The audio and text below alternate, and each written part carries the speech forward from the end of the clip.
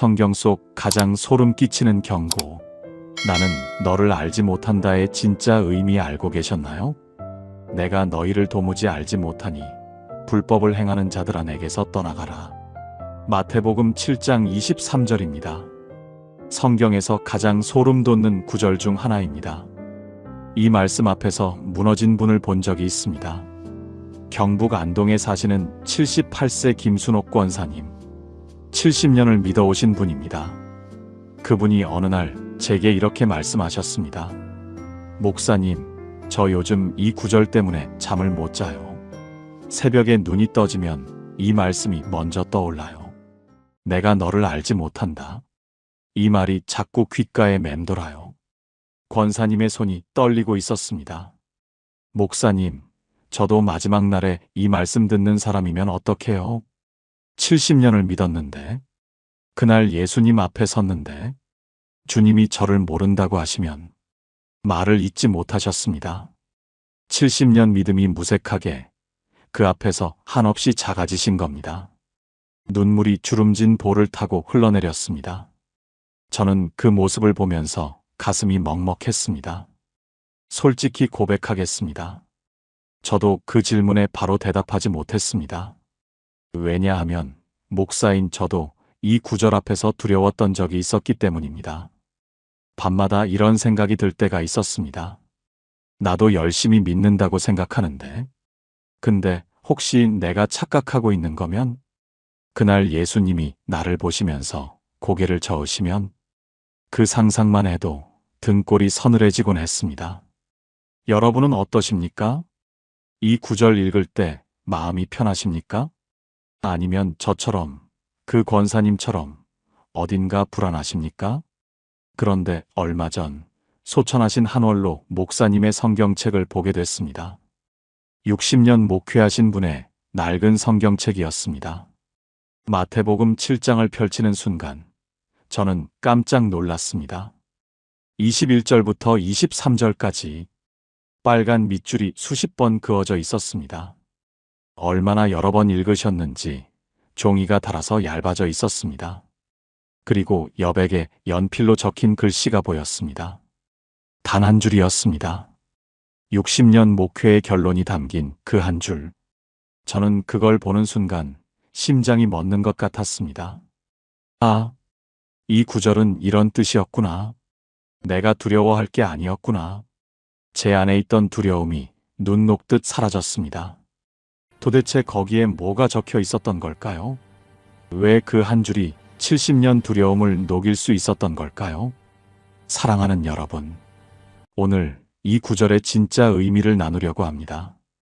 예수님이 너를 알지 못한다고 말씀하시는 대상은 누구입니까? 왜 열심히 믿었는데도 거절당합니까? 그리고 우리는 어떻게 해야 너를 안다는 말씀을 들을 수 있습니까? 오늘 그 답을 7가지로 풀어드리겠습니다. 이 7가지를 알고 나면 더 이상 이 구절이 두렵지 않습니다. 오히려 확신이 생깁니다. 혹시 지금 이 구절 때문에 마음이 불안하신 분 계십니까? 나도 혹시 라는 생각이 드시는 분 계십니까? 그렇다면 오늘 이 말씀이 여러분의 두려움을 확신으로 바꿔드릴 것입니다. 이 말씀이 마음에 닿으신다면 댓글에 아멘으로 고백해 주세요. 그 작은 고백이 오늘 이 말씀을 붙드는 첫걸음이 될 것입니다. 준비되셨습니까? 자, 그럼 지금부터 첫 번째 이야기를 시작하겠습니다. 첫 번째, 입술로만 주여 주여 하는 사람. 마태복음 7장 21절 말씀입니다. 나더러 주여 주여 하는 자마다 다 천국에 들어갈 것이 아니요 다만 하늘에 계신 내 아버지의 뜻대로 행하는 자라야 들어가리라. 이 말씀을 보면 예수님이 누구를 지적하시는지 명확합니다. 주여 주여 하는 자입니다. 여기서 주여는 헬라어로 퀴리오스입니다. 이 단어는 단순한 호칭이 아닙니다. 나의 주인이시여, 나의 왕이시여라는 뜻입니다. 로마 시대의 이 단어는 황제에게만 쓸 수 있었습니다. 카이사르가 퀴리오스다 마이너스 황제가 주인이다. 초대교회 성도들은 목숨을 걸고 이렇게 고백했습니다. 예수가 퀴리오스다 마이너스 예수가 나의 주인이다. 이 고백 때문에 수많은 성도들이 순교했습니다. 그런데 예수님은 이렇게 말씀하십니다. 주여 주여 하는 자마다 다 천국에 들어갈 것이 아니요. 이게 무슨 뜻입니까? 입으로 예수님이 내 주인입니다 라고 고백하는 것만으로는 부족하다는 겁니다. 중요한 건 그 다음 구절입니다. 다만 하늘에 계신 내 아버지의 뜻대로 행하는 자라야 들어가리라. 고백만이 아니라 행하는 자입니다. 야고보서 2장 17절에도 같은 말씀이 있습니다. 행함이 없는 믿음은 그 자체가 죽은 것이라. 입술의 고백과 삶의 행함이 일치해야 합니다. 그런데 우리는 얼마나 자주 이 둘을 분리시킵니까? 교회에서는 주여 주여 하면서 집에서는 전혀 다른 모습으로 살고 있지 않습니까? 예배 시간에는 주님을 사랑합니다 하면서 일상에서는 주님을 잊고 살고 있지 않습니까? 이 말씀 앞에서 완전히 무너진 분이 계십니다. 부산 해운대에 사시는 68세 이정순 권사님. 40년을 믿어오신 분입니다. 기도회마다 누구보다 크게 주여, 주여 부르짖으셨습니다. 통성기도 시간이면 온 성전이 떠나가라 기도하셨습니다. 그런데 집에 돌아오면 달랐습니다. 남편에게 늘 화를 내셨습니다. 사소한 일에도 짜증을 내고 말을 함부로 하고 무시하는 말을 서슴지 않으셨습니다. 당신은 맨날 그 모양이야. 당신 때문에 내가 이 고생이야. 그러면서도 교회에서는 주여, 우리 남편 변화시켜 주세요 하고 기도하셨습니다. 그러던 어느 날이었습니다. 남편이 조용히 말씀하셨습니다. 여보, 나도 교회 가볼까 했는데 당신 믿는 그 하나님, 나는 안 믿을래. 교회에서는 그렇게 기도하면서 집에서는 왜 그래? 그 말을 듣는 순간 권사님은 아무 말도 할 수 없었습니다. 머리를 망치로 맞은 것 같았습니다. 40년 신앙이 한순간에 무너지는 것 같았습니다. 내가 40년 동안 뭘 한 거지? 나는 주여 주여 하면서 정작 주님의 뜻대로 살지 않았구나. 입술로는 주님을 주인이라 부르면서 삶에서는 내가 주인이었구나. 그날 밤 권사님은 잠을 이룰 수 없었습니다. 새벽까지 눈물로 회개하셨습니다. 주님, 제가 40년 동안 입술로만 주여 주여 했습니다. 제 삶에서는 주님이 주인이 아니었습니다. 제가 주인이었습니다. 용서해 주세요. 그 후로 권사님의 삶이 달라지기 시작했습니다. 남편에게 먼저 사과하셨습니다. 떨리는 목소리로 말씀하셨습니다. 여보, 내가 그동안 너무 잘못했어. 교회에서만 신자였고 집에서는 아니었어. 이제부터 달라질게. 남편이 처음에는 믿지 않으셨습니다. 그런데 6개월, 1년이 지나면서 남편이 변하셨습니다. 아내의 변화를 지켜보시다가 어느 날 이렇게 말씀하셨습니다. 여보, 나도 교회 한번 가볼까? 42년 만에 처음으로 남편의 입에서 나온 말이었습니다. 권사님은 그 자리에서 눈물을 쏟으셨습니다. 지금 두 분은 함께 주일 예배에 나오고 계십니다. 나란히 앉아 찬양하시는 모습을 볼 때마다 저는 감동을 받습니다. 사랑하는 여러분, 예수님이 알지 못한다고 하실 첫 번째 사람은 입술로만 주여 주여 하는 사람입니다. 고백은 있지만 삶이 없는 사람입니다. 교회에서는 주님을 부르지만 일상에서는 주님 없이 사는 사람입니다. 혹시 여러분의 모습은 어떠십니까? 입술의 고백과 삶의 행함이 일치하고 있습니까? 함께 기도하시겠습니다. 하나님 아버지, 저의 입술과 삶이 일치하지 않았던 것을 고백합니다. 교회에서는 주여 주여 하면서 가정에서, 직장에서, 일상에서 주님을 잊고 살았습니다. 이제 제 삶의 모든 영역에서 주님을 주인으로 모시기 원합니다. 입술의 고백이 삶의 열매로 나타나게 하여 주세요. 예수님의 이름으로 기도합니다. 아멘. 두 번째, 겉으로만 양처럼 보이는 사람. 마태복음 7장 15절 말씀입니다. 거짓 선지자들을 삼가라 양의 옷을 입고 너희에게 나아오나 속에는 노략질하는 일이라. 예수님은 양의 옷을 입고 나아오는 자들을 경고하십니다. 겉으로는 양처럼 보입니다. 순하고 온유하고 믿음 있어 보입니다. 그런데 속은 노략질하는 일이라고 하십니다. 여기서 노략질하는 이라는 헬라어 하르파게스는 매우 강한 단어입니다. 찢어서 빼앗는다. 폭력적으로 탈취한다는 뜻입니다. 겉은 양인데 속은 이리입니다. 겉은 순한데 속은 포악합니다. 겉은 섬기는 것 같은데 속은 빼앗습니다. 이것이 바로 위선입니다. 예수님은 마태복음 23장에서 바리새인들을 향해 말씀하십니다. 화 있을진저 외식하는 서기관들과 바리새인들이여, 너희는 회칠한 무덤 같으니 겉으로는 아름답게 보이나 그 안에는 죽은 사람의 뼈와 모든 더러운 것이 가득하도다. 겉과 속이 다른 것, 이것이 하나님이 가장 싫어하시는 것 중 하나입니다. 왜 그렇습니까? 하나님은 중심을 보시기 때문입니다. 사무엘상 16장 7절 말씀입니다. 여호와께서 사무엘에게 이르시되 그의 용모와 키를 보지 말라. 내가 이미 그를 버렸노라. 내가 보는 것은 사람과 같지 아니하니 사람은 외모를 보거니와 나 여호와는 중심을 보느니라. 사람은 겉모습에 속을 수 있습니다. 그러나 하나님은 절대로 속지 않으십니다. 이 말씀 앞에서 무너진 분이 계십니다. 대구에 사시는 70세 박영호 장로님. 30년 동안 장로로 섬기신 분입니다. 교회에서는 존경받는 분이셨습니다. 온유하고 겸손하고 늘 웃는 얼굴로 성도들을 맞이하셨습니다. 박 장로님은 정말 믿음의 사람이야. 저렇게 인자한 분이 어디 있어? 누구나 그렇게 말했습니다. 그런데 집에서는 달랐습니다. 사소한 일에도 화를 내셨습니다.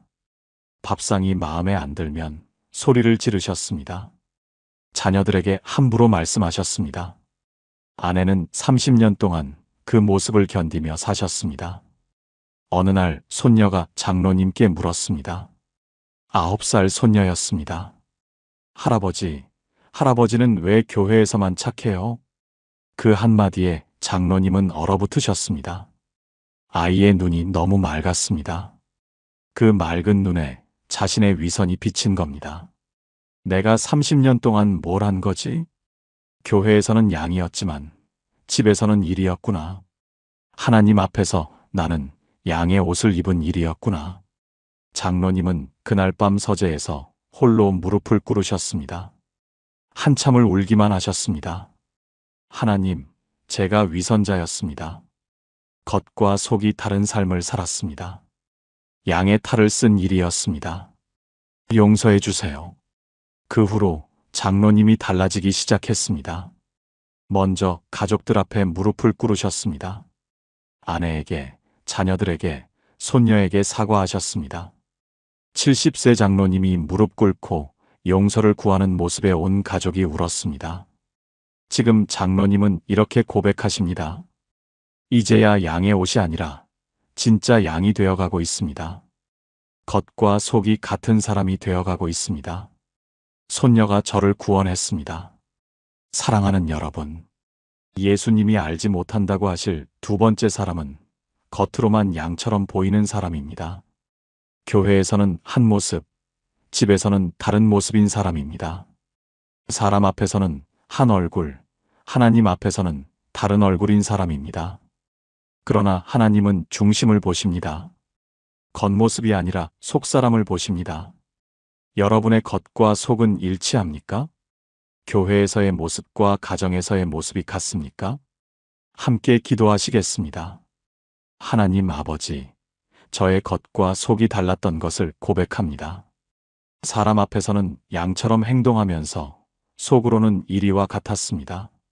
하나님, 저를 겉과 속이 같은 사람으로 만들어주세요. 양의 옷이 아니라 진짜 양이 되게 해주세요. 중심을 보시는 하나님 앞에 떳떳한 삶을 살게 해주세요. 예수님의 이름으로 기도합니다. 아멘. 세 번째 기적과 능력에만 의존하는 사람. 마태복음 7장 22절 말씀입니다. 그날에 많은 사람이 나더러 이르되 주여 주여 우리가 주의 이름으로 선지자 노릇하며 주의 이름으로 귀신을 쫓아내며 주의 이름으로 많은 권능을 행하지 아니하였나이까 하리니. 이 말씀을 보면 놀라운 점이 있습니다. 이 사람들은 아무것도 안 한 사람들이 아닙니다. 오히려 엄청난 일들을 한 사람들입니다. 선지자 노릇을 했습니다. 마이너스 하나님의 말씀을 전했습니다. 귀신을 쫓아냈습니다. 마이너스 영적 권위를 행사했습니다. 많은 권능을 행했습니다. 마이너스 기적과 이적을 일으켰습니다. 대단한 사람들 아닙니까? 우리 기준으로 보면 능력 있는 하나님의 사람입니다. 그런데 예수님의 대답이 무엇입니까? 23절입니다. 그때에 내가 그들에게 밝히 말하되 내가 너희를 도무지 알지 못하니 불법을 행하는 자들아 내게서 떠나가라 하리라. 도무지 알지 못하니, 여기서 알지 못한다는 헬라어 기노스코의 부정형입니다. 기노스코는 단순히 정보를 아는 게 아닙니다. 관계적으로 안다, 친밀하게 안다는 뜻입니다. 부부 사이의 친밀함을 표현할 때도 이 단어를 씁니다. 예수님이 너를 알지 못한다고 하신 것은 너와 관계가 없다는 뜻입니다. 기적을 행하고 능력을 나타내고 대단한 일들을 했지만 정작 예수님과 인격적인 관계는 없었다는 겁니다. 이것이 핵심입니다. 하나님은 우리의 능력을 원하시는 게 아닙니다. 하나님은 우리와의 관계를 원하십니다. 기적보다 친밀함을 원하십니다. 능력보다 사랑을 원하십니다. 이 말씀 앞에서 인생이 바뀐 분이 계십니다. 광주에 사시는 63세 최은희 집사님. 20년 동안 전국의 기도원과 부흥회를 쫓아다니셨습니다. 유명한 집회가 있다고 하면 어디든 달려가셨습니다. 방언도 받으셨습니다. 예언의 은사도 받으셨습니다. 손을 얹으면 사람들이 쓰러지기도 했습니다. 주변에서는 은혜 받은 사람이라고 했습니다. 집사님 본인도 그렇게 생각하셨습니다. 나는 하나님께 특별한 사람이야. 이런 능력을 받았으니까. 그런데 어느 날 새벽 기도 중에 이상한 일이 일어났습니다. 기도를 하려는데 할 말이 없는 겁니다. 방언은 나오는데 마음은 텅 비어 있었습니다. 주님, 그 뒤에 이어질 말이 없었습니다. 내가 주님을 알기는 아는 건가? 나는 주님의 능력만 좋아했던 건 아닌가? 주님 자체를 사랑한 적이 있었나? 그 질문이 가슴을 찔렀습니다. 20년 동안 은사와 능력을 쫓아다녔지만 정작 예수님이 어떤 분인지 모르고 있었습니다. 기적은 체험했지만 예수님과 대화해 본 적이 없었습니다. 능력은 받았지만 예수님을 친구처럼 사귄 적이 없었습니다. 그날 집사님은 완전히 무너지셨습니다. 주님, 제가 20년 동안 주님의 능력만 쫓아다녔습니다. 주님 자체를 사랑한 게 아니었습니다. 은사가 주님보다 컸습니다. 용서해 주세요. 그 후로 집사님의 신앙이 완전히 달라졌습니다. 더 이상 집회를 쫓아다니지 않으셨습니다. 대신 매일 아침 조용히 성경을 읽으셨습니다. 화려한 기도가 아니라 친구에게 말하듯 기도하셨습니다. 주님, 오늘 하루도 함께 해주세요. 주님, 제가 주님을 더 알고 싶어요. 1년이 지나자 집사님의 얼굴이 달라졌습니다. 예전에는 능력을 자랑하는 얼굴이었다면 이제는 평안이 묻어나는 얼굴이 되셨습니다. 집사님은 이렇게 고백하십니다. 20년 동안 저는 예수님의 손만 잡으려 했습니다. 이제야 예수님의 얼굴을 보기 시작했습니다. 능력보다 주님 자체가 더 좋아졌습니다. 사랑하는 여러분, 예수님이 알지 못한다고 하실 세 번째 사람은 기적과 능력에만 의존하는 사람입니다. 은사는 받았지만 관계가 없는 사람입니다. 체험은 많지만 친밀함이 없는 사람입니다. 하나님은 우리의 능력을 원하시는 게 아닙니다. 우리와의 관계를 원하십니다. 여러분은 예수님의 능력을 좋아하십니까? 예수님 자체를 좋아하십니까? 함께 기도하시겠습니다. 하나님 아버지, 제가 주님의 능력만 쫓아다녔던 것을 고백합니다. 기적과 체험에만 관심을 두고 정작 주님과의 관계는 소홀히 했습니다. 이제 능력보다 주님 자체를 사랑하기 원합니다. 은사보다 주님과의 친밀함을 구하기 원합니다. 주님을 아는 관계 속으로 저를 이끌어 주세요. 예수님의 이름으로 기도합니다. 아멘. 네 번째, 자기 의로 하나님 앞에 서려는 사람. 로마서 10장 3절 말씀입니다. 하나님의 의를 모르고 자기 의를 세우려고 힘써 하나님의 의에 복종하지 아니하였느니라. 이 말씀은 바울이 유대인들을 향해 한 말입니다. 유대인들은 게으른 사람들이 아니었습니다. 오히려 누구보다 열심히 믿었습니다. 율법을 철저히 지켰습니다. 안식일을 거룩히 지켰습니다. 11조를 빠짐없이 드렸습니다. 그런데 바울은 자기 의를 세우려고 힘썼다고 말합니다.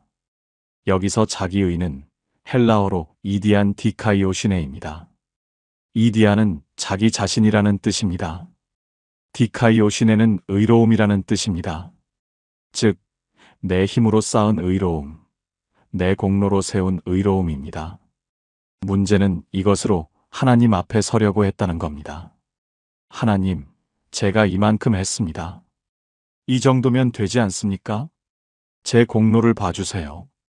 그러나 이사야 64장 6절은 이렇게 말씀합니다. 우리는 다 부정한 자 같아서 우리의 의로운 행위도 더러운 옷 같으니 우리가 아무리 쌓아도 하나님 앞에서는 더러운 옷에 불과합니다. 에베소서 2장 8절에서 9절 말씀입니다. 너희는 그 은혜에 의하여 믿음으로 말미암아 구원을 받았으니 이것은 너희에게서 난 것이 아니요 하나님의 선물이라. 행위에서 난 것이 아니니 이는 누구든지 자랑하지 못하게 함이라.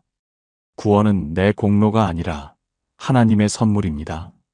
내가 쌓은 것이 아니라 하나님이 주신 것입니다. 이 말씀 앞에서 완전히 깨어진 분이 계십니다. 전북 전주에 사시는 72세 한명자 권사님. 50년을 믿어오신 분입니다. 새벽기도 50년 한 번도 빠진 적이 없으셨습니다. 11조는 물론이고 감사헌금, 선교헌금, 구제헌금까지 빠짐없이 드리셨습니다. 교회 봉사라면 항상 앞장서셨습니다. 권사님 마음속에는 늘 이런 생각이 있었습니다. 나는 이만큼 했으니까 하나님도 나를 인정하실 거야. 이 정도면 충분하지. 어느 날 새벽 기도 중에 권사님이 이렇게 기도하셨습니다. 하나님, 제가 50년 동안 새벽 기도 한 번 안 빠졌잖아요. 헌금도 얼마나 많이 드렸는지 아시잖아요. 봉사도 제가 제일 많이 했잖아요. 이 정도면 됐죠? 기도를 마치고 눈을 뜨는 순간 마음이 너무 이상했습니다. 뭔가 잘못됐다는 느낌이 들었습니다. 내가 지금 무슨 기도를 한 거지? 하나님께 따지듯이 기도한 건가? 마치 품삯 달라는 것처럼 기도한 건가? 그때 이 말씀이 떠올랐습니다. 우리의 의로운 행위도 더러운 옷 같으니. 권사님은 그 자리에서 주저앉으셨습니다. 50년 동안 쌓아온 것들이 하나님 앞에서 더러운 옷이라는 걸 깨달은 겁니다. 내 공로로 하나님 앞에 서려고 했던 교만을 깨달은 겁니다. 하나님, 제가 50년 동안 공로를 쌓고 있었습니다. 은혜를 갚으려고 했습니다. 그게 교만이었습니다. 저는 아무것도 아닙니다. 오직 은혜입니다. 그날 이후로 권사님의 기도가 달라졌습니다. 제가 이만큼 했잖아요에서 오직 은혜입니다로 바뀌었습니다. 자기 공로를 내세우던 기도에서 하나님의 은혜에 감사하는 기도로 바뀌었습니다. 권사님은 이렇게 고백하십니다. 50년 믿음이 내 공로인 줄 알았는데 다 은혜였습니다. 새벽 기도 50년이 자랑이었는데 그 힘도 하나님이 주신 거였습니다. 이제야 진짜 은혜가 뭔지 알 것 같습니다. 사랑하는 여러분, 예수님이 알지 못한다고 하실 네 번째 사람은 자기 의로 하나님 앞에 서려는 사람입니다. 내 공로, 내 헌신, 내 노력으로 하나님께 인정받으려는 사람입니다. 그러나 구원은 선물입니다. 갚을 수 없는 은혜입니다. 우리는 자기 의가 아니라 하나님의 의로 서야 합니다. 여러분은 혹시 나는 이만큼 했다는 생각을 갖고 계시지 않습니까? 함께 기도하시겠습니다. 하나님 아버지, 제가 자기 의로 주님 앞에 서려 했던 것을 고백합니다. 내 공로, 내 헌신, 내 노력으로 인정받으려 했습니다. 그것이 교만이었음을 깨닫습니다. 저는 아무것도 아닙니다. 오직 은혜입니다. 자기 의가 아닌 하나님의 의로 서게 해주세요. 예수님의 이름으로 기도합니다. 아멘. 5번째, 예수님과 인격적 관계가 없는 사람. 요한복음 17장 3절 말씀입니다. 영생은 곧 유일하신 참 하나님과 그가 보내신 자 예수 그리스도를 아는 것이니이다. 이 말씀에서 예수님은 영생을 정의하십니다. 영생은 무엇입니까? 하나님과 예수 그리스도를 아는 것입니다. 여기서 아는 것이 핵심입니다. 헬라어로 기노스코입니다. 앞서 말씀드렸듯이 이 단어는 단순한 지식이 아닙니다. 친밀하게 아는 것, 관계 속에서 아는 것입니다. 성경에서 아담이 하와를 알았더니라고 할 때도 이 단어를 씁니다. 가장 깊은 친밀함을 표현하는 단어입니다. 그러니까 영생은 정보를 아는 게 아닙니다. 영생은 관계입니다. 하나님과 예수님을 인격적으로 아는 관계입니다. 성경 지식이 많다고 영생이 아닙니다. 교리를 잘 안다고 영생이 아닙니다. 신학을 공부했다고 영생이 아닙니다. 하나님과 인격적인 관계 속에 있을 때 그것이 영생입니다. 예수님이 너를 알지 못한다고 하시는 것은 너와 관계가 없다는 뜻입니다. 아무리 예수님에 대해 많이 알아도 예수님과 관계가 없으면 알지 못한다고 하십니다. 이 말씀 앞에서 크게 깨달은 분이 계십니다. 대전에 사시는 66세 정미영 집사님. 성경 공부를 정말 열심히 하신 분입니다. 20년 동안 성경 공부 모임에 빠진 적이 없으셨습니다. 원어 성경도 공부하셨습니다. 히브리어와 헬라어 기초를 배우셨습니다. 신학 서적도 수십 권 읽으셨습니다. 교리에 대해서는 누구에게도 뒤지지 않으셨습니다. 구원론이 뭐냐 물으면 막힘없이 대답하셨습니다. 칭의와 성화의 차이가 뭐냐 물으면 명쾌하게 설명하셨습니다. 주변에서는 저 집사님은 신학생보다 더 많이 아신다고 했습니다. 그런데 어느 날 새벽 기도 시간에 이상한 일이 일어났습니다. 기도를 하려고 무릎을 꿇었는데 할 말이 없는 겁니다. 예수님에 대해서는 많이 아는데 예수님께 드릴 말씀이 없었습니다. 교리는 줄줄 외우는데 마음에서 우러나오는 기도가 없었습니다. 주님, 그 뒤에 이어질 말이 나오지 않았습니다. 마치 잘 아는 사람인데 막상 대화할 내용이 없는 것 같았습니다. 내가 예수님을 알기는 아는 건가? 예수님에 대해서 아는 건가? 예수님을 아는 건가? 그 질문이 가슴에 꽂혔습니다. 20년 동안 예수님에 대해서 공부했지 예수님을 만난 적이 없었습니다. 지식은 쌓았지만 관계는 없었습니다. 머리로는 알았지만 마음으로는 몰랐습니다. 그날 집사님은 성경책을 덮고 그냥 엎드렸습니다. 주님, 제가 20년 동안 주님에 대해서 공부했습니다. 그런데 주님을 모릅니다. 주님과 대화해 본 적이 없습니다. 주님을 친구처럼 사귄 적이 없습니다. 지식만 쌓고 관계는 없었습니다. 주님, 이제 주님을 알고 싶습니다. 그 후로 집사님의 신앙이 달라졌습니다. 성경 공부 시간을 줄이고 기도 시간을 늘리셨습니다. 지식을 쌓는 공부가 아니라 예수님과 대화하는 기도를 하셨습니다. 처음에는 어색했습니다. 뭐라고 말해야 할지 몰랐습니다. 그런데 6개월이 지나자 달라지기 시작했습니다. 기도 시간이 기다려지기 시작했습니다. 예수님과 대화하는 게 자연스러워졌습니다. 집사님은 이렇게 고백하십니다. 20년 동안 예수님의 이력서만 외웠습니다. 이제야 예수님과 친구가 되어가고 있습니다. 아는 것과 관계는 정말 다르더군요. 사랑하는 여러분, 예수님이 알지 못한다고 하실 5번째 사람은 인격적 관계가 없는 사람입니다. 예수님에 대해서는 많이 알지만 예수님과 관계가 없는 사람입니다. 지식은 있지만 친밀함이 없는 사람입니다. 영생은 지식이 아니라 관계입니다. 여러분은 예수님에 대해서 아십니까? 예수님을 아십니까? 함께 기도하시겠습니다. 하나님 아버지, 제가 주님에 대해서 아는 것과 주님을 아는 것이 다르다는 것을 깨닫습니다. 지식만 쌓고 관계는 소홀히 했습니다. 이제 주님을 인격적으로 알기 원합니다. 주님과 친밀한 관계 속에 거하기 원합니다. 주님을 아는 것이 영생임을 믿습니다. 예수님의 이름으로 기도합니다. 아멘. 6번째, 열매 없이 나무만 무성한 사람. 마태복음 7장 17절에서 20절 말씀입니다. 이와 같이 좋은 나무마다 아름다운 열매를 맺고 못된 나무가 나쁜 열매를 맺나니 좋은 나무가 나쁜 열매를 맺을 수 없고 못된 나무가 아름다운 열매를 맺을 수 없느니라. 아름다운 열매를 맺지 아니하는 나무마다 찍혀 불에 던져지느니라. 이러므로 그들의 열매로 그들을 알리라. 예수님은 열매로 알리라고 말씀하십니다. 나무가 좋은지 나쁜지는 열매를 보면 안다는 겁니다. 여기서 아름다운 열매는 헬라어로 카르포스 칼로스입니다. 칼로스는 단순히 좋다가 아니라 아름답다, 선하다는 뜻입니다.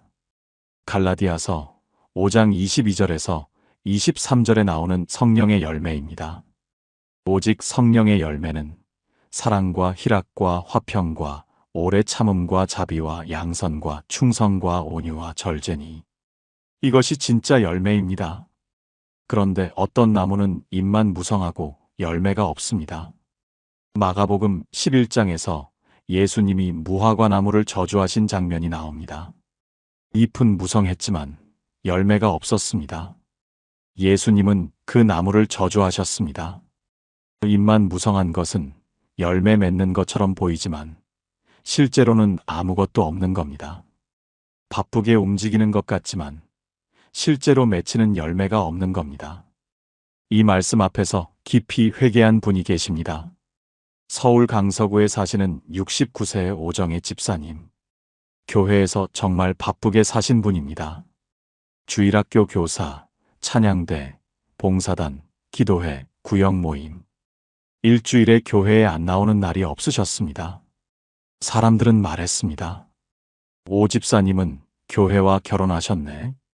저 열정을 어디서 나오는 거야? 그런데 집에서는 달랐습니다. 남편은 늘 혼자 저녁을 드셨습니다. 자녀들은 엄마는 교회가 더 좋은가 봐라고 말했습니다. 며느리와는 대화가 없었습니다. 어느 명절날이었습니다. 온 가족이 모인 자리에서 며느리가 조용히 말했습니다. 어머니는 교회만 사랑하시는 것 같아요. 저희한테는 관심이 없으신 것 같아요. 그 말을 듣는 순간 집사님은 숨이 막혔습니다. 내가 그렇게 보였구나. 열심히 한다고 했는데, 봉사한다고 했는데, 정작 내 가족에게는 사랑의 열매가 없었구나. 집사님은 그날 밤 혼자 방에서 우셨습니다. 하나님, 제가 잎만 무성했습니다. 바쁘게 뛰어다녔지만 열매가 없었습니다. 교회에서는 봉사한다고 했는데 가정에서는 사랑이 없었습니다. 제가 틀렸습니다. 그 후로 집사님이 달라지셨습니다. 교회 봉사를 반으로 줄이셨습니다. 대신 그 시간에 가족과 함께 하셨습니다. 남편과 저녁 산책을 시작하셨습니다. 며느리에게 먼저 전화하셨습니다. 손주들과 시간을 보내셨습니다. 1년이 지나자 가정이 달라졌습니다. 남편이 웃는 일이 많아졌습니다. 자녀들이 먼저 연락을 하기 시작했습니다. 며느리가 어머니가 달라지셨어요 라고 말했습니다. 집사님은 이렇게 고백하십니다. 봉사의 양이 열매인 줄 알았습니다. 아니었습니다. 사랑이 열매였습니다. 이제야 진짜 열매를 맺기 시작했습니다. 사랑하는 여러분, 예수님이 알지 못한다고 하실 6번째 사람은 열매 없이 나무만 무성한 사람입니다. 바쁘게 움직이지만 사랑의 열매가 없는 사람입니다. 봉사는 많지만 성령의 열매가 없는 사람입니다. 하나님은 바쁜 것을 원하시는 게 아닙니다. 열매를 원하십니다. 여러분의 삶에는 어떤 열매가 맺히고 있습니까? 함께 기도하시겠습니다. 하나님 아버지, 제가 입만 무성하고 열매가 없었던 것을 고백합니다. 바쁘게 움직였지만 사랑의 열매가 없었습니다. 봉사는 많았지만 성령의 열매가 부족했습니다. 이제 진짜 열매를 맺기 원합니다. 사랑과 희락과 화평의 열매가 제 삶에 맺히게 해주세요. 예수님의 이름으로 기도합니다. 아멘. 7번째 반석이 아닌 모래 위에 집 짓는 사람. 마태복음 7장 24절에서 27절 말씀입니다. 그러므로 누구든지 나의 이 말을 듣고 행하는 자는 그 집을 반석 위에 지은 지혜로운 사람 같으리니 비가 내리고 창수가 나고 바람이 불어 그 집에 부딪히되 무너지지 아니하나니 이는 주추를 반석 위에 놓은 까닭이요 나의 이 말을 듣고 행하지 아니하는 자는 그 집을 모래 위에 지은 어리석은 사람 같으리니 비가 내리고 창수가 나고 바람이 불어 그 집에 부딪힘에 무너져 그 무너짐이 심하니라. 예수님은 두 종류의 사람을 말씀하십니다. 반석 위에 집 지은 사람과 모래 위에 집 지은 사람입니다. 둘 다 집을 지었습니다. 둘 다 말씀을 들었습니다. 차이는 무엇입니까? 행하는 자와 행하지 아니하는 자입니다. 여기서 행하다는 헬라어로 포이에오입니다. 실제로 한다, 실천한다, 만들어낸다는 뜻입니다. 말씀을 듣는 것만으로는 부족합니다. 말씀을 행해야 합니다. 야고보서 1장 22절에서도 같은 말씀을 합니다. 너희는 말씀을 행하는 자가 되고 듣기만 하여 자신을 속이는 자가 되지 말라. 듣기만 하면 자신을 속이는 겁니다. 행해야 진짜입니다. 그리고 예수님은 비와 창수와 바람을 말씀하십니다. 인생에는 반드시 폭풍이 옵니다. 시험이 옵니다. 고난이 옵니다. 그때 드러납니다. 반석 위에 섰는지 모래 위에 섰는지 이 말씀의 능력을 경험한 분이 계십니다. 경기도 수원에 사시는 75세 최영순 권사님. 50년 넘게 믿어오신 분입니다. 주일마다 예배드리고 말씀 듣는 것을 좋아하셨습니다. 설교를 들으면 아멘 하셨습니다. 오늘 말씀 참 좋았어. 그런데 돌아서면 잊으셨습니다. 들은 말씀을 삶에서 적용하지 않으셨습니다. 기도로 붙들지 않으셨습니다. 그냥 좋은 말씀으로만 남았습니다. 그러던 3년 전 갑작스러운 일이 일어났습니다. 함께 50년을 산 남편이 갑자기 쓰러지신 겁니다. 병원에 갔을 때는 이미 늦었습니다. 심장마비였습니다. 남편은 그렇게 하늘나라로 가셨습니다. 권사님은 완전히 무너지셨습니다. 50년 동안 들은 말씀이 하나도 생각나지 않았습니다. 하나님이 선하시다고 들었는데 믿어지지 않았습니다. 모든 것이 합력하여 선을 이룬다고 들었는데 위로가 되지 않았습니다. 왜 들은 말씀이 힘이 안 되지? 50년 동안 뭘 들은 거지? 나는 모래 위에 집을 지었구나. 그제야 깨달으신 겁니다. 말씀을 들었지만 행하지 않았다는 것을, 말씀이 삶의 기초가 되지 않았다는 것을, 그래서 폭풍이 왔을 때 무너진 것을, 권사님은 그 폐허 속에서 다시 시작하셨습니다. 이번에는 달랐습니다. 말씀을 듣고 반드시 적용하셨습니다. 작은 것부터 실천하셨습니다. 항상 기뻐하라는 말씀을 듣고 매일 감사일기를 쓰기 시작하셨습니다. 쉬지 말고 기도하라는 말씀을 듣고 정해진 시간에 기도하기 시작하셨습니다. 처음에는 힘들었습니다. 남편 없는 빈자리가 너무 컸습니다. 그런데 6개월이 지나고 1년이 지나면서 달라지기 시작했습니다. 말씀이 진짜 위로가 되기 시작했습니다. 내가 너와 함께 하리라는 말씀이 살아서 다가왔습니다. 혼자가 아니라는 확신이 생겼습니다. 권사님은 이렇게 고백하십니다. 50년 동안 모래 위에 집을 지었습니다. 남편이 떠나고 나서야 깨달았습니다. 이제야 반석 위에 집을 짓고 있습니다.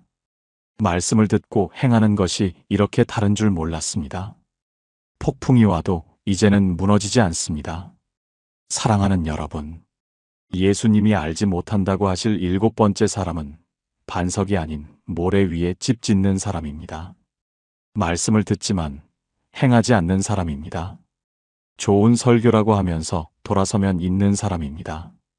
그러나 말씀을 듣고 행하는 사람은 반석 위에 선 사람입니다. 어떤 폭풍이 와도 무너지지 않습니다. 여러분은 반석 위에 서 계십니까? 모래 위에 서 계십니까? 함께 기도하시겠습니다. 하나님 아버지, 제가 말씀을 듣고도 행하지 않았던 것을 고백합니다. 좋은 말씀이라고 하면서 삶에서는 적용하지 않았습니다. 그래서 모래 위에 집을 지었습니다. 이제 말씀을 듣고 행하는 자가 되기 원합니다. 반석 위에 집을 짓기 원합니다. 어떤 폭풍이 와도 무너지지 않는 믿음을 주세요. 예수님의 이름으로 기도합니다. 아멘. 첫 번째, 입술로만 주여 주여 하는 사람. 마태복음 7장 21절 말씀입니다. 나더러 주여 주여 하는 자마다 다 천국에 들어갈 것이 아니요 다만 하늘에 계신 내 아버지의 뜻대로 행하는 자라야 들어가리라. 이 말씀을 보면 예수님이 누구를 지적하시는지 명확합니다. 주여 주여 하는 자입니다. 여기서 주여는 헬라어로 퀴리오스입니다. 이 단어는 단순한 호칭이 아닙니다. 나의 주인이시여, 나의 왕이시여라는 뜻입니다. 로마 시대에 이 단어는 황제에게만 쓸 수 있었습니다. 카이사르가 퀴리오스다 마이너스 황제가 주인이다. 초대교회 성도들은 목숨을 걸고 이렇게 고백했습니다. 예수가 퀴리오스다 마이너스 예수가 나의 주인이다. 이 고백 때문에 수많은 성도들이 순교했습니다. 그런데 예수님은 이렇게 말씀하십니다. 주여 주여 하는 자마다 다 천국에 들어갈 것이 아니요. 이게 무슨 뜻입니까? 입으로 예수님이 내 주인입니다 라고 고백하는 것만으로는 부족하다는 겁니다. 중요한 건 그 다음 구절입니다. 다만 하늘에 계신 내 아버지의 뜻대로 행하는 자라야 들어가리라.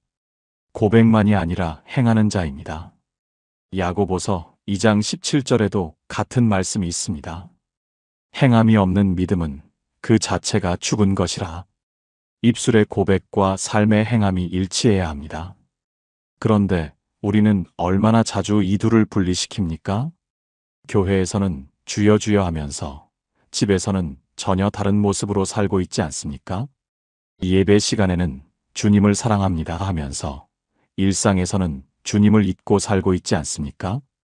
이 말씀 앞에서 완전히 무너진 분이 계십니다. 부산 해운대에 사시는 68세 이정순 권사님. 40년을 믿어오신 분입니다. 기도회마다 누구보다 크게 주여, 주여 부르짖으셨습니다. 통성기도 시간이면 온 성전이 떠나가라 기도하셨습니다. 그런데 집에 돌아오면 달랐습니다.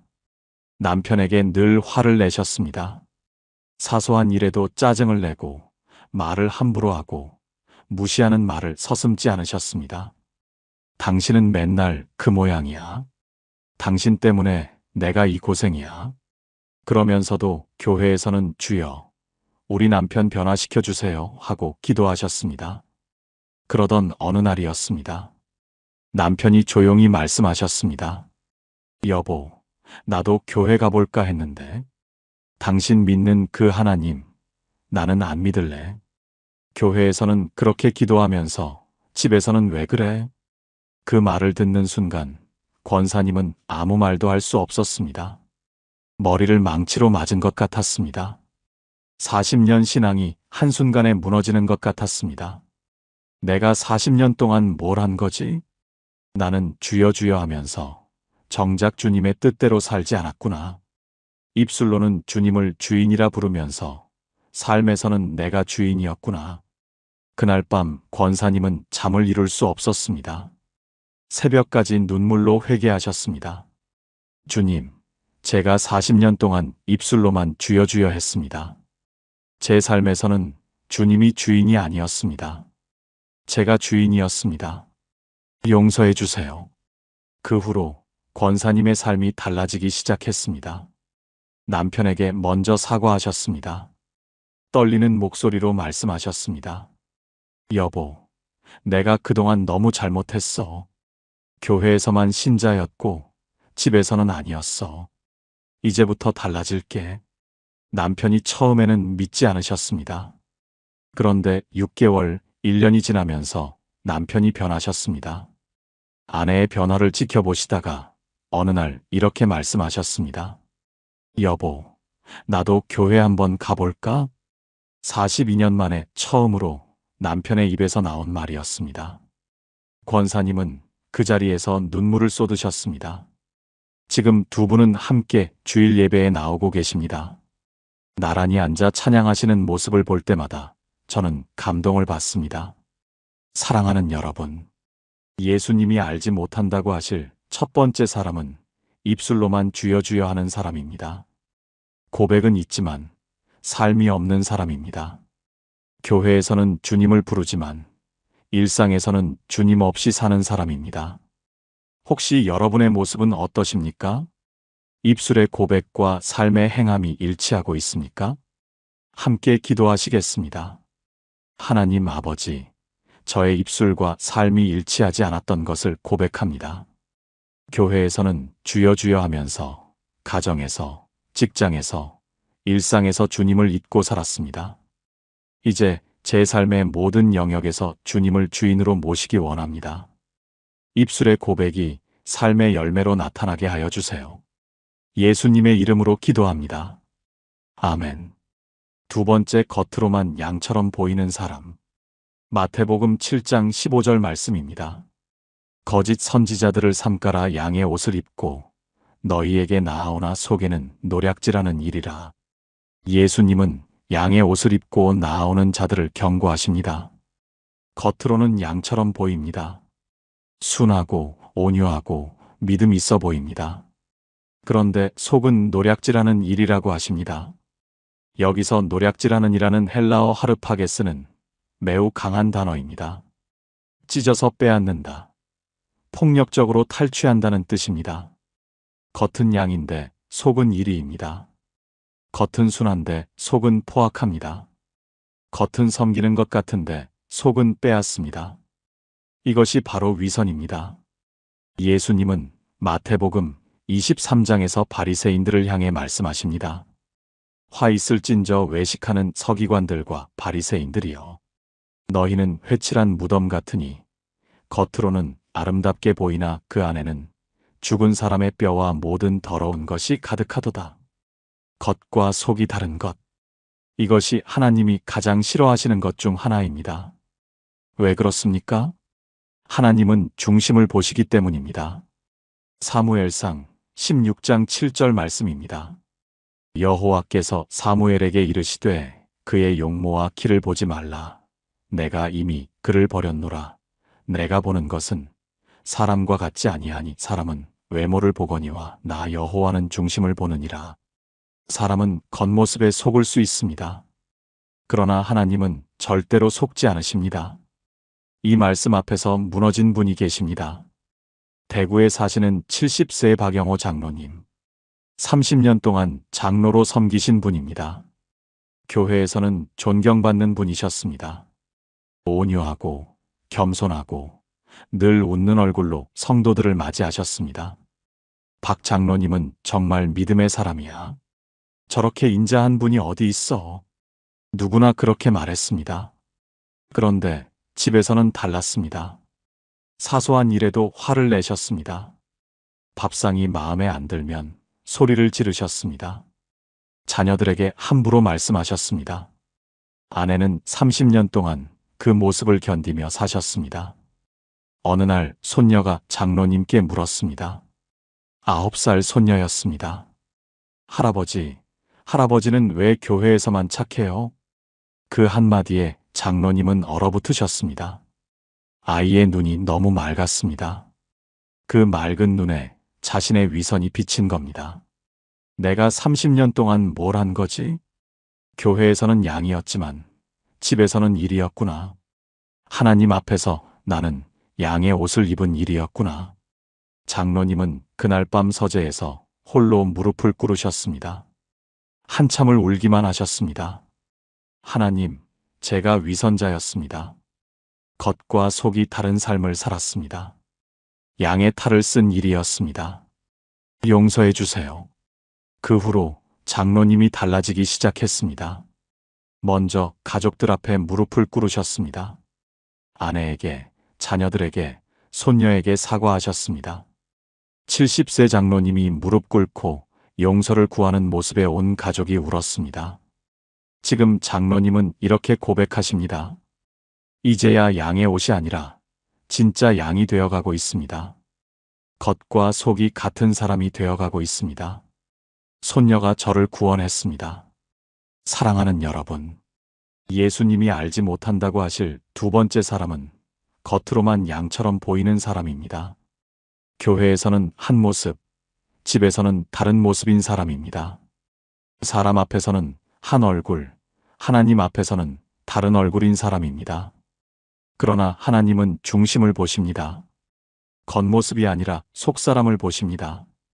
여러분의 겉과 속은 일치합니까? 교회에서의 모습과 가정에서의 모습이 같습니까?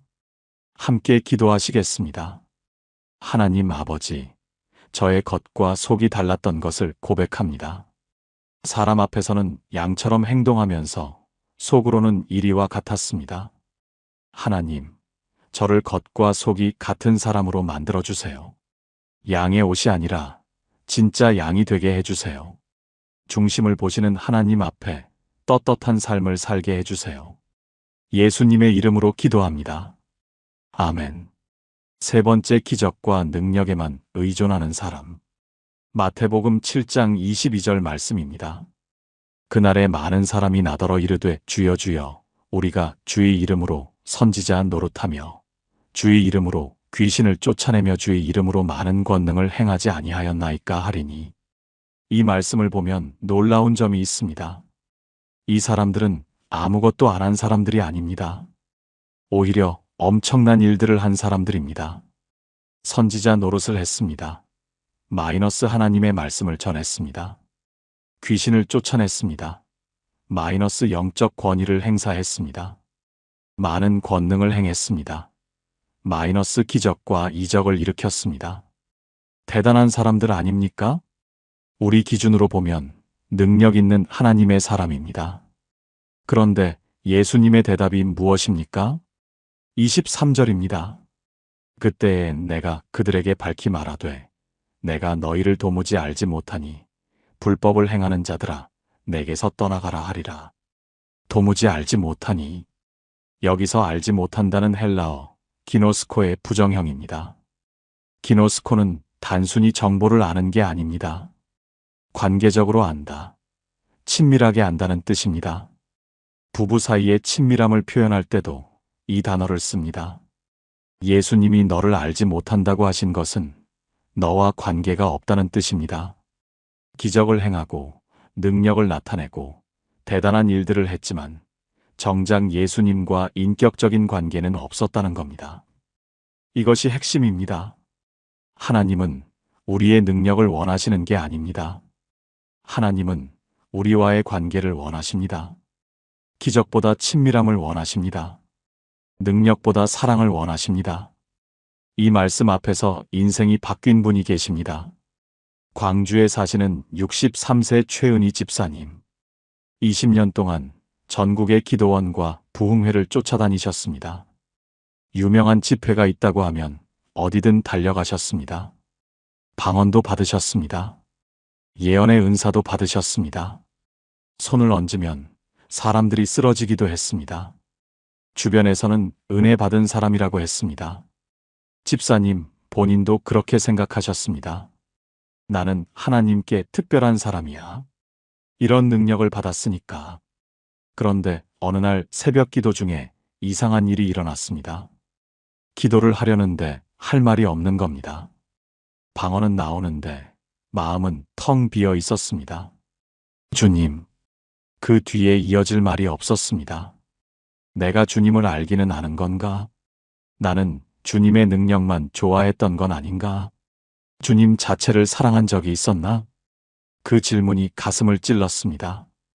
20년 동안 은사와 능력을 쫓아다녔지만 정작 예수님이 어떤 분인지 모르고 있었습니다. 기적은 체험했지만 예수님과 대화해 본 적이 없었습니다. 능력은 받았지만 예수님을 친구처럼 사귄 적이 없었습니다. 그날 집사님은 완전히 무너지셨습니다. 주님, 제가 20년 동안 주님의 능력만 쫓아다녔습니다.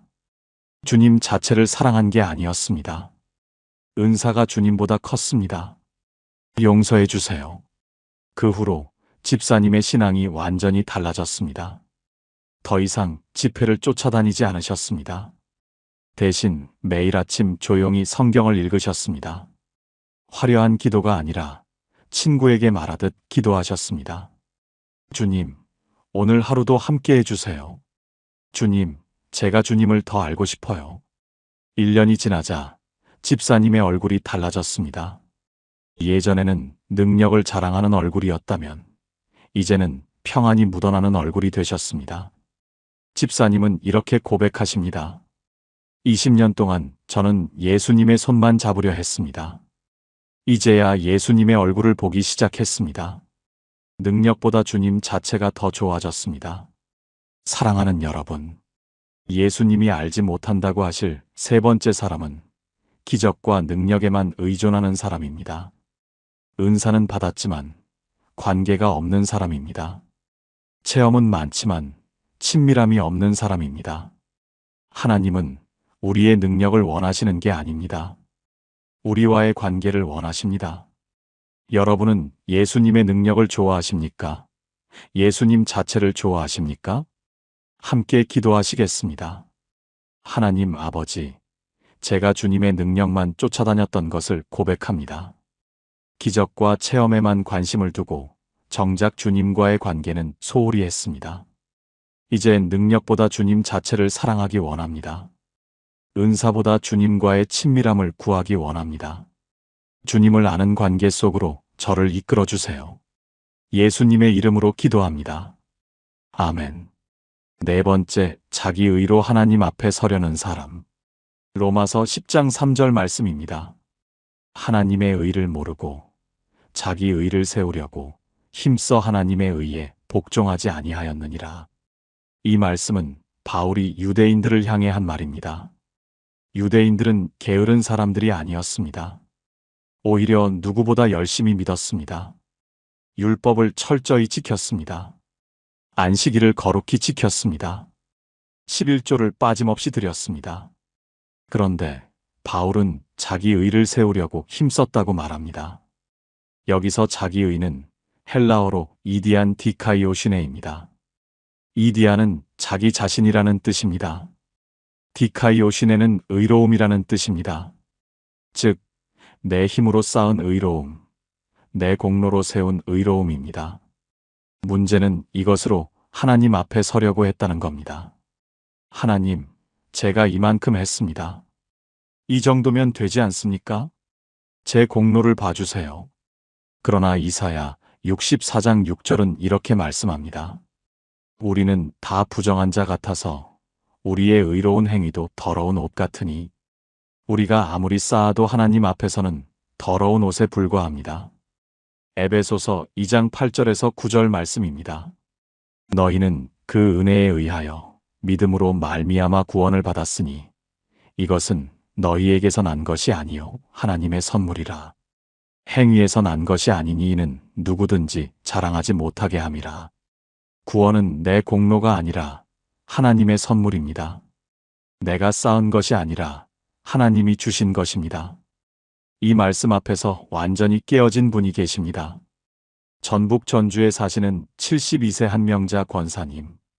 50년을 믿어오신 분입니다. 새벽기도 50년 한 번도 빠진 적이 없으셨습니다. 11조는 물론이고 감사헌금, 선교헌금, 구제헌금까지 빠짐없이 드리셨습니다. 교회 봉사라면 항상 앞장서셨습니다. 권사님 마음속에는 늘 이런 생각이 있었습니다. 나는 이만큼 했으니까 하나님도 나를 인정하실 거야. 이 정도면 충분하지. 어느 날 새벽 기도 중에 권사님이 이렇게 기도하셨습니다. 하나님, 제가 50년 동안 새벽 기도 한 번 안 빠졌잖아요. 헌금도 얼마나 많이 드렸는지 아시잖아요. 봉사도 제가 제일 많이 했잖아요. 이 정도면 됐죠? 기도를 마치고 눈을 뜨는 순간 마음이 너무 이상했습니다. 뭔가 잘못됐다는 느낌이 들었습니다. 내가 지금 무슨 기도를 한 거지? 하나님께 따지듯이 기도한 건가? 마치 품삯 달라는 것처럼 기도한 건가? 그때 이 말씀이 떠올랐습니다. 우리의 의로운 행위도 더러운 옷 같으니. 권사님은 그 자리에서 주저앉으셨습니다. 50년 동안 쌓아온 것들이 하나님 앞에서 더러운 옷이라는 걸 깨달은 겁니다. 내 공로로 하나님 앞에 서려고 했던 교만을 깨달은 겁니다. 하나님, 제가 50년 동안 공로를 쌓고 있었습니다. 은혜를 갚으려고 했습니다. 그게 교만이었습니다. 저는 아무것도 아닙니다. 오직 은혜입니다. 그날 이후로 권사님의 기도가 달라졌습니다. 제가 이만큼 했잖아요에서 오직 은혜입니다로 바뀌었습니다. 자기 공로를 내세우던 기도에서 하나님의 은혜에 감사하는 기도로 바뀌었습니다. 권사님은 이렇게 고백하십니다. 50년 믿음이 내 공로인 줄 알았는데 다 은혜였습니다. 새벽 기도 50년이 자랑이었는데 그 힘도 하나님이 주신 거였습니다. 이제야 진짜 은혜가 뭔지 알 것 같습니다. 사랑하는 여러분, 예수님이 알지 못한다고 하실 네 번째 사람은 자기 의로 하나님 앞에 서려는 사람입니다.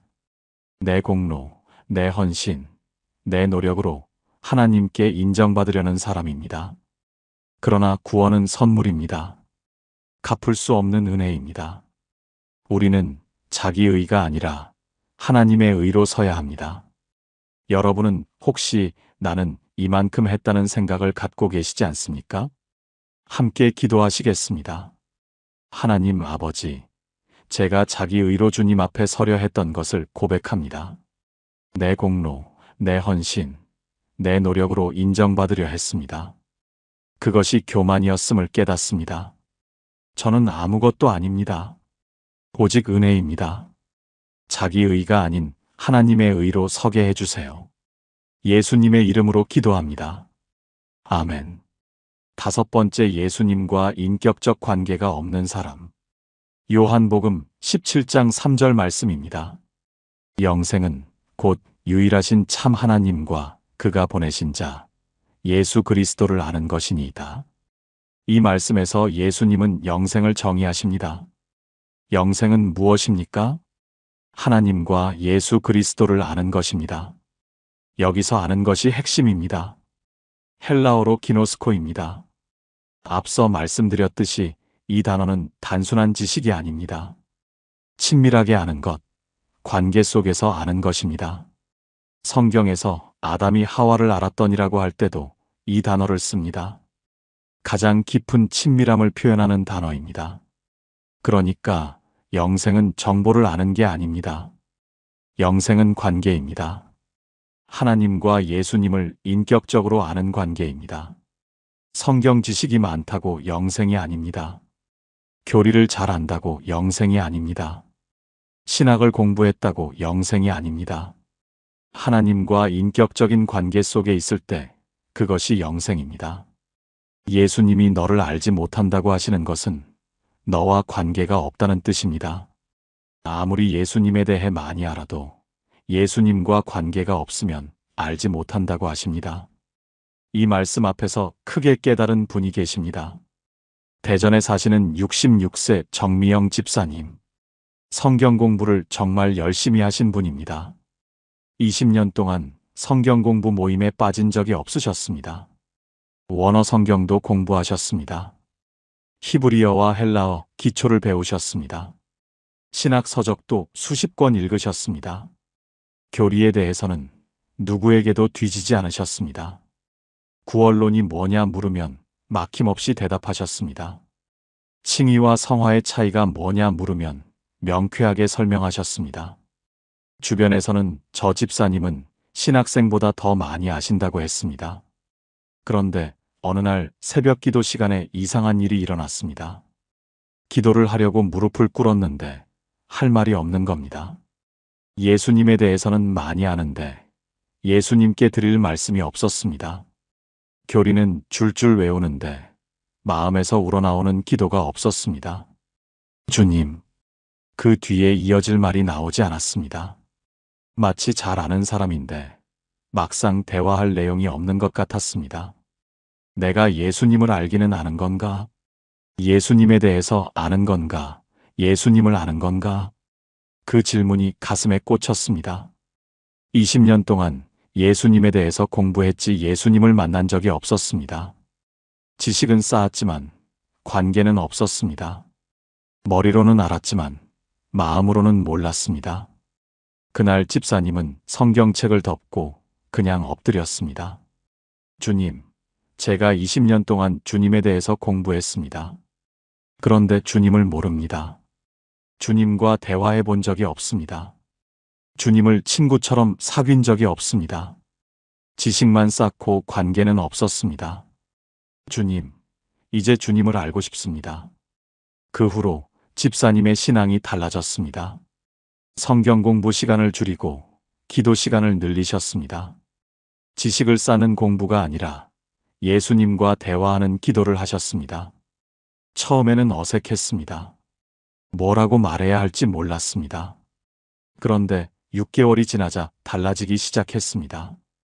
기도 시간이 기다려지기 시작했습니다. 예수님과 대화하는 게 자연스러워졌습니다. 집사님은 이렇게 고백하십니다. 20년 동안 예수님의 이력서만 외웠습니다. 이제야 예수님과 친구가 되어가고 있습니다. 아는 것과 관계는 정말 다르더군요. 사랑하는 여러분, 예수님이 알지 못한다고 하실 5번째 사람은 인격적 관계가 없는 사람입니다. 예수님에 대해서는 많이 알지만 예수님과 관계가 없는 사람입니다. 지식은 있지만 친밀함이 없는 사람입니다. 영생은 지식이 아니라 관계입니다. 여러분은 예수님에 대해서 아십니까? 예수님을 아십니까? 함께 기도하시겠습니다. 하나님 아버지, 제가 주님에 대해서 아는 것과 주님을 아는 것이 다르다는 것을 깨닫습니다. 지식만 쌓고 관계는 소홀히 했습니다. 이제 주님을 인격적으로 알기 원합니다. 주님과 친밀한 관계 속에 거하기 원합니다. 주님을 아는 것이 영생임을 믿습니다. 예수님의 이름으로 기도합니다. 아멘. 6번째 열매 없이 나무만 무성한 사람. 마태복음 7장 17절에서 20절 말씀입니다. 이와 같이 좋은 나무마다 아름다운 열매를 맺고 못된 나무가 나쁜 열매를 맺나니 좋은 나무가 나쁜 열매를 맺을 수 없고 못된 나무가 아름다운 열매를 맺을 수 없느니라. 아름다운 열매를 맺지 아니하는 나무마다 찍혀 불에 던져지느니라. 이러므로 그들의 열매로 그들을 알리라. 예수님은 열매로 알리라고 말씀하십니다. 나무가 좋은지 나쁜지는 열매를 보면 안다는 겁니다. 여기서 아름다운 열매는 헬라어로 카르포스 칼로스입니다. 칼로스는 단순히 좋다가 아니라 아름답다, 선하다는 뜻입니다. 갈라디아서 5장 22절에서 23절에 나오는 성령의 열매입니다. 오직 성령의 열매는 사랑과 희락과 화평과 오래 참음과 자비와 양선과 충성과 온유와 절제니 이것이 진짜 열매입니다. 그런데 어떤 나무는 잎만 무성하고 열매가 없습니다. 마가복음 11장에서 예수님이 무화과 나무를 저주하신 장면이 나옵니다.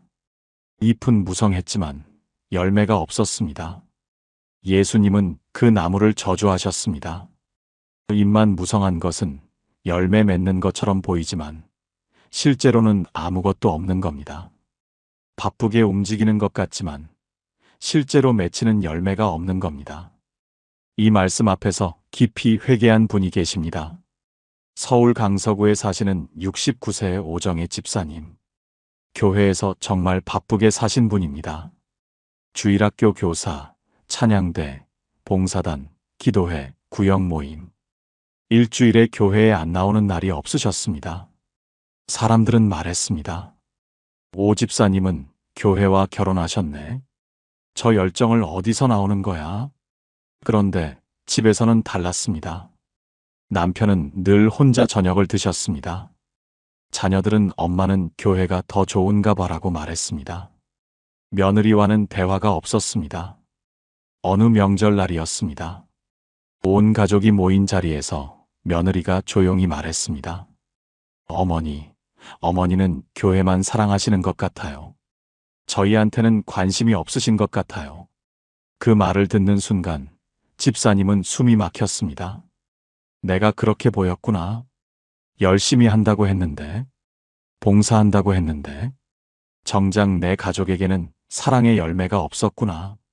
집사님은 그날 밤 혼자 방에서 우셨습니다. 하나님, 제가 입만 무성했습니다. 바쁘게 뛰어다녔지만 열매가 없었습니다. 교회에서는 봉사한다고 했는데 가정에서는 사랑이 없었습니다. 제가 틀렸습니다. 그 후로 집사님이 달라지셨습니다. 교회 봉사를 반으로 줄이셨습니다. 대신 그 시간에 가족과 함께 하셨습니다. 남편과 저녁 산책을 시작하셨습니다. 며느리에게 먼저 전화하셨습니다. 손주들과 시간을 보내셨습니다. 1년이 지나자 가정이 달라졌습니다. 남편이 웃는 일이 많아졌습니다. 자녀들이 먼저 연락을 하기 시작했습니다. 며느리가 어머니가 달라지셨어요 라고 말했습니다. 집사님은 이렇게 고백하십니다. 봉사의 양이 열매인 줄 알았습니다. 아니었습니다. 사랑이 열매였습니다. 이제야 진짜 열매를 맺기 시작했습니다. 사랑하는 여러분, 예수님이 알지 못한다고 하실 6번째 사람은 열매 없이 나무만 무성한 사람입니다.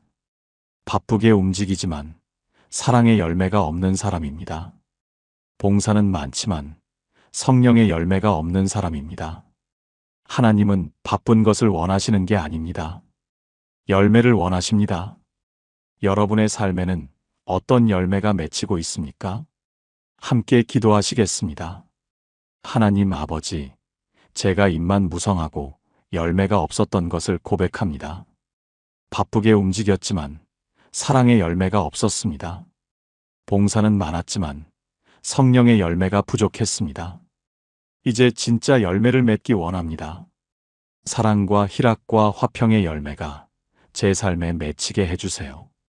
예수님의 이름으로 기도합니다. 아멘. 7번째 반석이 아닌 모래 위에 집 짓는 사람. 마태복음 7장 24절에서 27절 말씀입니다. 그러므로 누구든지 나의 이 말을 듣고 행하는 자는 그 집을 반석 위에 지은 지혜로운 사람 같으리니 비가 내리고 창수가 나고 바람이 불어 그 집에 부딪히되 무너지지 아니하나니 이는 주추를 반석 위에 놓은 까닭이요. 나의 이 말을 듣고 행하지 아니하는 자는 그 집을 모래 위에 지은 어리석은 사람 같으리니 비가 내리고 창수가 나고 바람이 불어 그 집에 부딪힘에 무너져 그 무너짐이 심하니라. 예수님은 두 종류의 사람을 말씀하십니다. 반석 위에 집 지은 사람과 모래 위에 집 지은 사람입니다. 둘 다 집을 지었습니다. 둘 다 말씀을 들었습니다. 차이는 무엇입니까? 행하는 자와 행하지 아니하는 자입니다. 여기서 행하다는 헬라어로 포이에오입니다. 실제로 한다, 실천한다, 만들어낸다는 뜻입니다. 말씀을 듣는 것만으로는 부족합니다. 말씀을 행해야 합니다. 야고보서 1장 22절에서도 같은 말씀을 합니다. 너희는 말씀을 행하는 자가 되고 듣기만 하여 자신을 속이는 자가 되지 말라. 듣기만 하면 자신을 속이는 겁니다. 행해야 진짜입니다. 그리고 예수님은 비와 창수와 바람을 말씀하십니다. 인생에는 반드시 폭풍이 옵니다. 시험이 옵니다. 고난이 옵니다. 그때 드러납니다. 반석 위에 섰는지 모래 위에 섰는지 이 말씀의 능력을 경험한 분이 계십니다. 경기도 수원에 사시는 75세 최영순 권사님. 50년 넘게 믿어오신 분입니다. 주일마다 예배드리고 말씀 듣는 것을 좋아하셨습니다. 설교를 들으면 아멘 하셨습니다. 오늘 말씀 참 좋았어. 그런데 돌아서면 잊으셨습니다. 들은 말씀을 삶에서 적용하지 않으셨습니다. 기도로 붙들지 않으셨습니다. 그냥 좋은 말씀으로만 남았습니다. 그러던 3년 전 갑작스러운 일이 일어났습니다. 함께 50년을 산 남편이 갑자기 쓰러지신 겁니다. 병원에 갔을 때는 이미 늦었습니다. 심장마비였습니다. 남편은 그렇게 하늘나라로 가셨습니다. 권사님은 완전히 무너지셨습니다.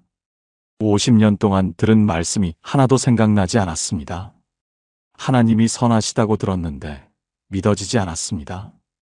모든 것이 합력하여 선을 이룬다고 들었는데 위로가 되지 않았습니다. 왜 들은 말씀이 힘이 안 되지?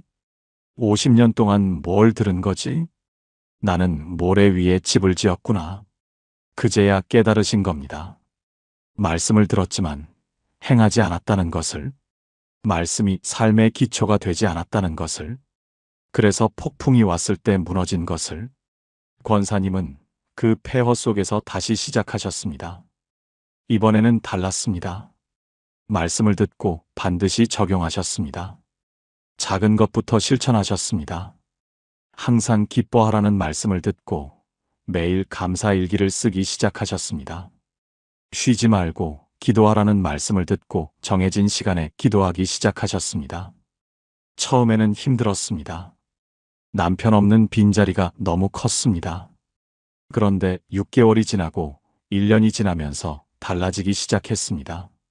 말씀이 진짜 위로가 되기 시작했습니다. 내가 너와 함께 하리라는 말씀이 살아서 다가왔습니다. 혼자가 아니라는 확신이 생겼습니다. 권사님은 이렇게 고백하십니다. 50년 동안 모래 위에 집을 지었습니다. 남편이 떠나고 나서야 깨달았습니다. 이제야 반석 위에 집을 짓고 있습니다. 말씀을 듣고 행하는 것이 이렇게 다른 줄 몰랐습니다. 폭풍이 와도 이제는 무너지지 않습니다. 사랑하는 여러분, 예수님이 알지 못한다고 하실 7번째 사람은 반석이 아닌 모래 위에 집 짓는 사람입니다. 말씀을 듣지만 행하지 않는 사람입니다. 좋은 설교라고 하면서 돌아서면 있는 사람입니다. 그러나 말씀을 듣고 행하는 사람은 반석 위에 선 사람입니다. 어떤 폭풍이 와도 무너지지 않습니다. 여러분은 반석 위에 서 계십니까? 모래 위에 서 계십니까? 함께 기도하시겠습니다.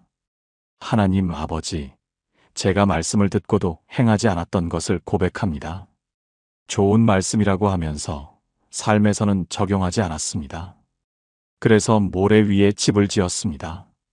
이제 말씀을 듣고 행하는 자가 되기 원합니다. 반석 위에 집을 짓기 원합니다. 어떤 폭풍이 와도 무너지지 않는 믿음을 주세요. 예수님의 이름으로 기도합니다. 아멘. 통합 기도문. 사랑하는 여러분, 지금까지 예수님이 너를 알지 못한다고 말씀하시는 7가지 유형을 살펴보았습니다. 첫째, 입술로만 주여 주여 하는 사람. 둘째, 겉으로만 양처럼 보이는 사람. 셋째, 기적과 능력에만 의존하는 사람. 넷째, 자기 의로 하나님 앞에 서려는 사람.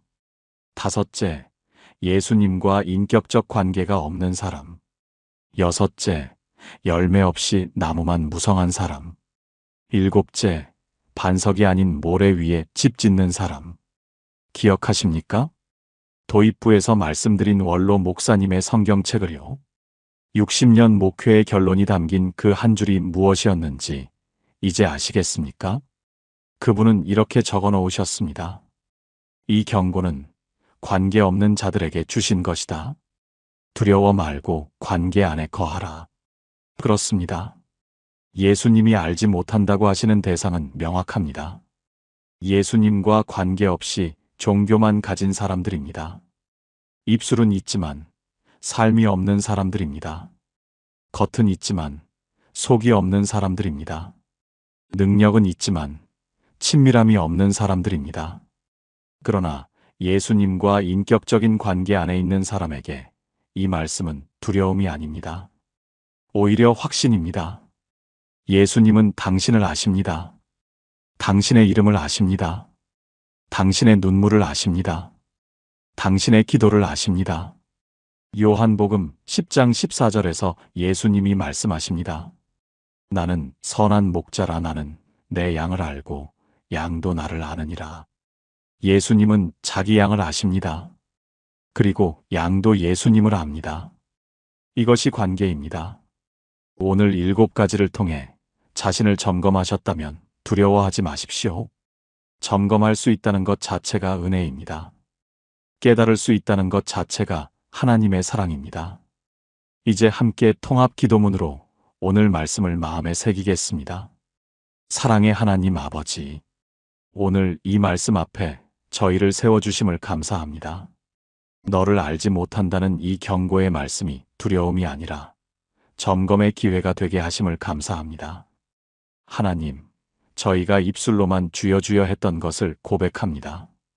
고백은 있었지만 삶이 없었습니다. 교회에서의 모습과 가정에서의 모습이 달랐습니다. 겉으로는 양처럼 보이려 했지만 속은 그렇지 못했습니다. 하나님, 저희가 능력과 은사만 쫓아다녔던 것을 고백합니다. 기적은 체험했지만 주님과의 관계는 소홀히 했습니다. 주님의 손만 잡으려 했지 주님의 얼굴을 보지 못했습니다. 하나님, 저희가 자기 의로 주님 앞에 서려 했던 것을 고백합니다. 내 공로, 내 헌신으로 인정받으려 했습니다. 은혜를 갚으려 했습니다. 그것이 교만이었음을 깨닫습니다. 하나님, 저희가 주님에 대해서 알면서도 주님을 알지 못했던 것을 고백합니다.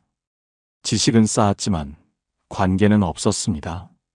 머리로는 알았지만 마음으로는 몰랐습니다.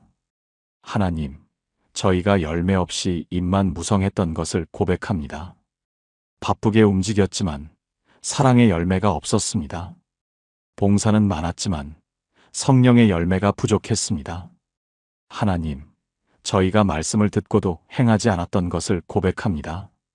모래 위에 집을 지었습니다. 그래서 폭풍 앞에서 흔들렸습니다. 이제 저희를 새롭게 하여 주옵소서. 입술의 고백이 삶의 열매로 이어지게 하옵소서. 겉과 속이 같은 사람이 되게 하옵소서. 능력보다 주님 자체를 사랑하게 하옵소서. 자기 의가 아닌 하나님의 의로 서게 하옵소서. 주님을 지식으로가 아니라 관계로 알게 하옵소서. 사랑과 희락과 화평의 열매를 맺게 하옵소서. 말씀을 듣고 행하여 반석 위에 서게 하옵소서. 그리하여 마지막 날에 이 말씀을 듣게 하옵소서. 잘하였도다 착하고 충성된 종아들어와 내 주인의 즐거움에 참여할지어다. 주님, 저희는 주님의 양입니다. 주님은 저희를 아시고 저희도 주님을 압니다. 이 관계 안에 굳게 서게 하옵소서. 예수 그리스도의 이름으로 기도합니다. 아멘. 마무리. 사랑하는 여러분, 오늘 이 말씀이 여러분에게 두려움이 아니라 확신이 되셨기를 바랍니다. 예수님이 알지 못한다고 하시는 대상은 명확합니다. 관계없이 종교만 가진 사람들입니다. 그러나 예수님과 인격적 관계 안에 있는 여러분에게 예수님은 이렇게 말씀하십니다. 나는 너를 안다. 나는 내 이름을 안다. 나는 내 눈물을 안다. 나는 너를 사랑한다. 이 확신 안에서 오늘 하루도 승리하시기를 축복합니다. 오늘 말씀 중에 가장 마음에 닿은 부분이 있으시면 댓글로 나눠주세요. 저는 몇 번째였습니다라고 고백해 주셔도 좋습니다. 여러분의 그 고백이 다른 분들에게도 큰 은혜가 될 것입니다. 그리고 지금 가장 간절한 기도 제목이 있으시다면 한 줄 남겨주세요. 주님, 저를 알아주세요. 주님, 관계 안에 거하게 해주세요. 주님, 진짜 믿음을 주세요. 여러분의 그 기도를 하나님께서 들으실 것입니다. 무엇이든 좋습니다.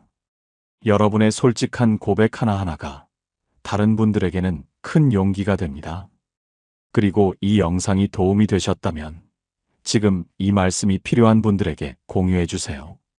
여러분의 작은 나눔 하나가 누군가에게는 생명의 말씀이 될 수 있습니다. 더 많은 분들이 이 말씀을 듣고 두려움에서 확신으로 나아갈 수 있도록 부탁드립니다. 하나님의 참 크신 아름답네요. 은혜와 평강이 여러분의 정말 가정과 좋아요. 삶 걷기 위에 정말 좋아요. 충만하시기를 마음이 주님의 이름으로 편안해져요. 축복합니다. 오늘 감사합니다. 참 아름답네요. 감사합니다. 참 아름답네요. 감사합니다. 아름답네요. 감사합니다. 아름답네요. 감사합니다. 아름답네요. 감사합니다. 아름답네요.